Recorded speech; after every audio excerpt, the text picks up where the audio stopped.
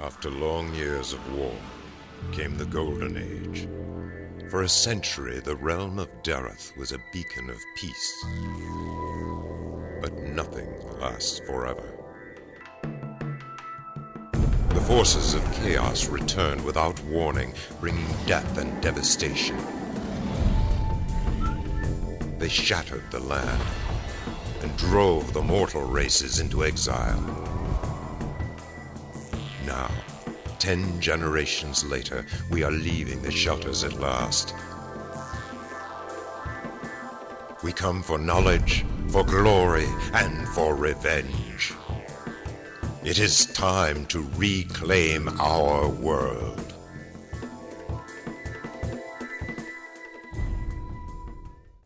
Thanks for tuning in. We're here to review Asheron's Call 2 Fallen Kings, the sequel to Turbine Entertainment's online role-playing game, Asheron's Call. Asheron's Call 2 is a very colorful, very attractive online RPG that was clearly designed with a lot of the problems of today's online RPGs in mind. Once you play the game for a little while, you'll get the sense that the designers at Turbine wanted to take a careful look at all online role-playing games out today, figure out all the problems, find out what everyone was complaining about, and just not put those problems in the game. When you play Asheron's Call 2, you'll find it to be a very, very accessible game, one that isn't bogged down with a bunch of meaningless numbers and stats. In fact, your character doesn't even have ability scores. You don't have strength or intelligence or dexterity or anything like that. You can choose to play as one of 3 different races and choose to follow one of 3 different kind of specialization lines, either fighting with hand-to-hand combat weapons, fighting with ranged weapons, or using magic. Although Asheron's Call 2 is a very streamlined, very accessible online role-playing game that looks terrific, when you play, you can't help but get the sense that the world of Dereth is a bit bare. One of the design decisions that Turbine made with the game was to basically not include any kind of non-player characters. So when you go to a town, you won't find any merchants standing around saying, well, I'll buy your broadsword for 7 gold. There are no characters like that at all. In fact, the way you get money is you can simply convert your items immediately into gold by dragging it into your inventory screen, kind of like gas-powered games Dungeon Siege from earlier this year.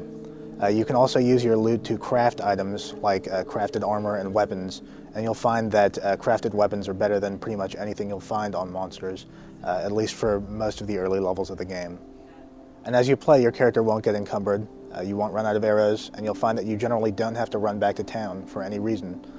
On one hand, this is very convenient, and it lets you play for long, uninterrupted periods of time, hunting monsters, doing quests with whoever you happen to be adventuring with. On the other hand, the fact that there are no non-player character merchants, or any other non-player characters for that matter, really gives the world of Dereth a sort of empty, almost lonesome feel. Part of that is due to the fact that, according to the game's story, the world of Dereth has been laid to ruin. Some mysterious monsters or enemies have laid the world to waste and scattered the world's population to the winds. However, Asheron's Call 2's player population is rather small, at least compared to that of other online games of this sort.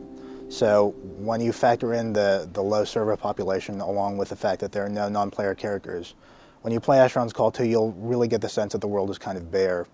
If you play on a server that isn't very populated, you can go for hours without seeing another person. For some of you, this may be terrific. For those of you who have been playing EverQuest or Dark Age of Camelot and are burned out on camping the same crowded spots, fighting the same monsters, trying to get the same rare item, Asheron's Call 2 is going to seem like some kind of unspoiled paradise. You and your guild can jump into Asheron's Call 2, and you'll basically have the world to yourself.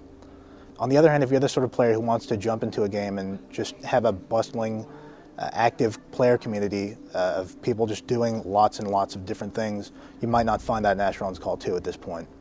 The fact that currently the player population is a bit on the low side, the fact that crafting is rather easy to do, the fact that you don't have to run back to town to do anything, really helps free up your time to go out and hunt monsters.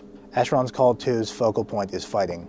Whether you're fighting monsters to gain loot and experience points, or whether you're fighting monsters to collect items for a quest, or whether you're out solving one of Asheron's Call 2's dungeons or vaults, which are story-related dungeons that help unlock the game's backstory in brief cinematic scenes.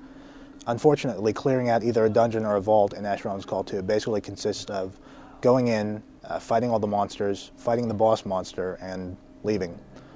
Now, Asheron's Call 2's combat is a bit more interesting than that of other online role-playing games, just because the monsters you fight will occasionally get vulnerable. They'll flash orange, which will let you perform a special attack that'll do bonus damage.